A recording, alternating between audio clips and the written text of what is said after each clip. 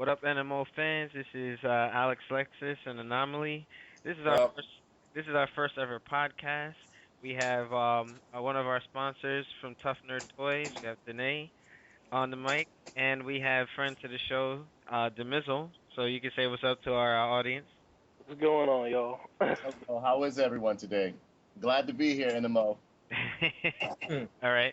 So basically, the topic of discussion today is we're gonna be talking about E3 and what Nintendo, Microsoft, and Sony had to offer as far as their display, what we are looking forward to in the pipeline. So let's get started with Nintendo. We'll open the discussion with the Nintendo 3DS. So, Danae, what are your opinion? What's basically your opinion on what's going on with the 3DS? Do you think Nintendo is taking the handheld market in a new direction? Are they innovating that you know market right there, or is it just like a gimmick? Actually, in my opinion, I would say they're doing both because it's the Okay. same in terms of the innovation department. They pretty much, I feel as though they pretty much displayed what they can do so far, and that's it. So it's kind of like a wash, rinse, repeat formula, but at the same token, they've also, I would say they tweaked it. They've tweaked a few things here and there, but it's not anything that really like that pretty much had me like, oh wow, or like this, that, the other, so on and so forth. It was a substantial display, substantial, but all in all, I felt as though, it could have been a little bit better, or like it wasn't really anything that wowed me with Nintendo, really, to be honest. I, Okay.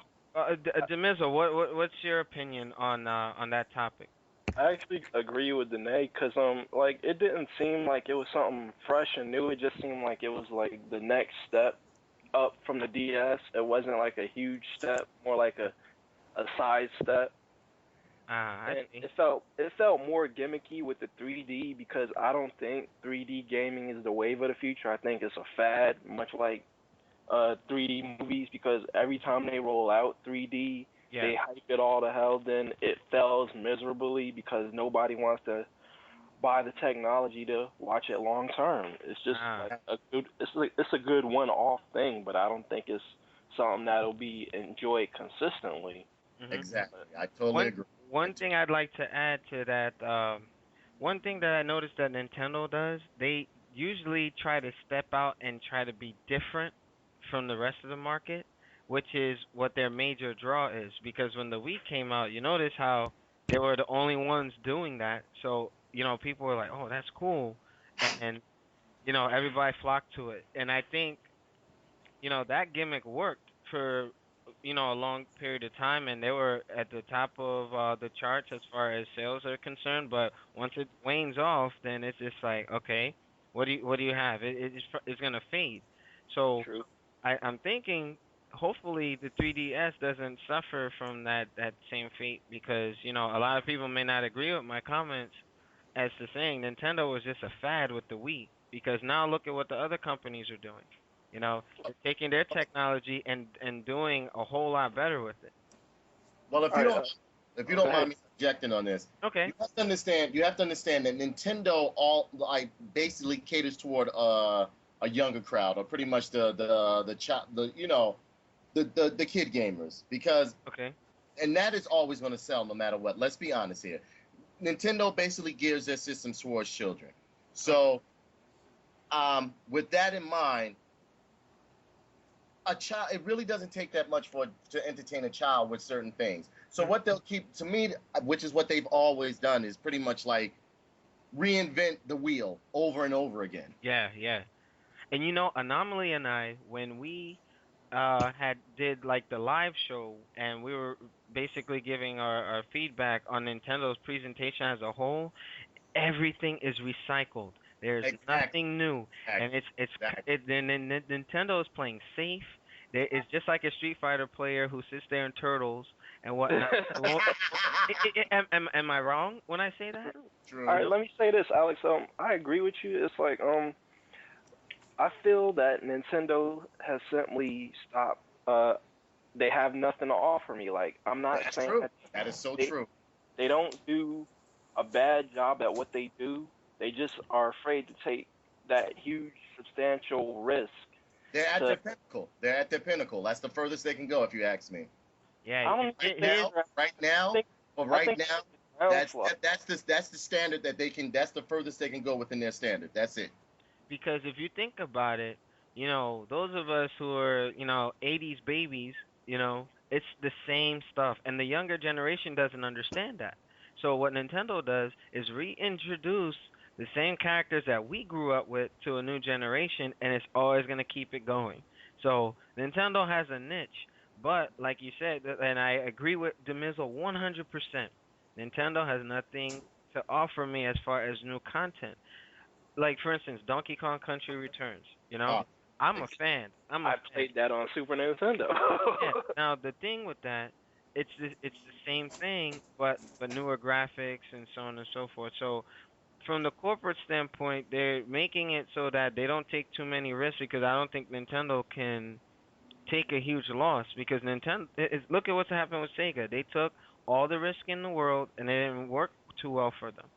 You know? Hey, Danae, I got to comment on something Danae said. When Danae said they're at the pinnacle creatively, I think they're at the bottom of the mountain creatively because if you notice, Mario and Zelda, not even Zelda, Mario is the only first party property that they haven't farmed out to a third party developer. Every one of their IPs, when it gets stale, they hand it off to a third party developer and like, here, fix it up for us. Like Sega, Metroid. Sega, they did that with F Zero. Kirby, they got another studio besides HAL working on it. Yeah. Metroid, they got Team Ninja working on it. Donkey Kong Country hasn't been a Nintendo-made game since Donkey Kong 3 on Nintendo. Rare's made them, and now Retro Studios is making this one. So Wow. I think Nintendo has gone as far as they have, as far as they can go creatively, and they're like pretty much at the bottom of the mountain creatively. Yeah, and it's sad because you have these other, these like, of course, it's always called the console wars, but you have these other consoles that are coming in and taking their stuff because basically, really, not to deviate too far from the subject in hand, but Okay. the Nintendo that technology that they're using, like the motion capture and the motion sensing, it was it was really done on the regular Nintendo with games Yeah, like the Zapper. and the Zapper, so on and so They forth. had that on the U Force. They had that with the Power Glove. Exactly. And the Power Glove is the same technology they use for Time Crisis. Exactly. Exactly. So it's like, wow, well, show us something new. And the farthest that they will go with, taking a chance is resurrecting the Kid Icarus franchise.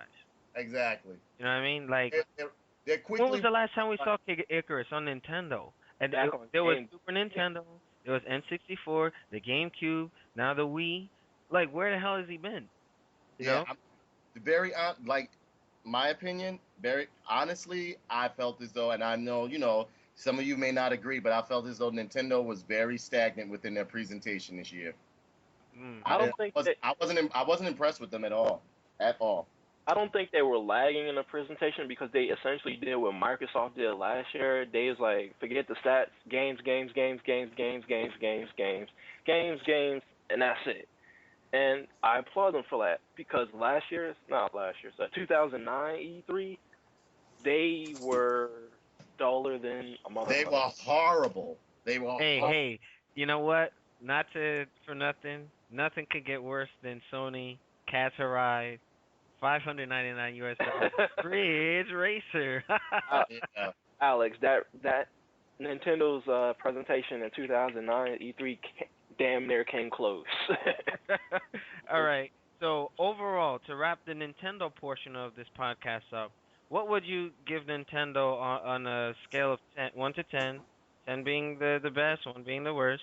What would Demizzle, you first? What would you rate Nintendo's overall presentation for E3 this year? Well, this year, I'd give them a 7.5 because they did insanely better than they did last year. But Okay. on the other hand, they didn't show me anything new outside of Kid Icarus and nothing that wasn't unexpected. So, Okay. What about you, Tough Nerd Toy? I would say, because it's very hard to impress me because I'm, it's evident that I'm older than you guys here, so I've seen a lot of this before. Yeah. And to me, a lot of it just seems as though it's just, it's just polished over. So I would honestly, I wasn't really impressed. I wasn't impressed with Nintendo at all this year, at Okay. all. And I So feel as though they're coming out with peripherals that are like, I mean, every company wants to make money. True yeah. indeed. I mean, like that, like certain peripherals that they had, I felt as though they were totally useless. Yeah. So I'm being honest, I would give them 5.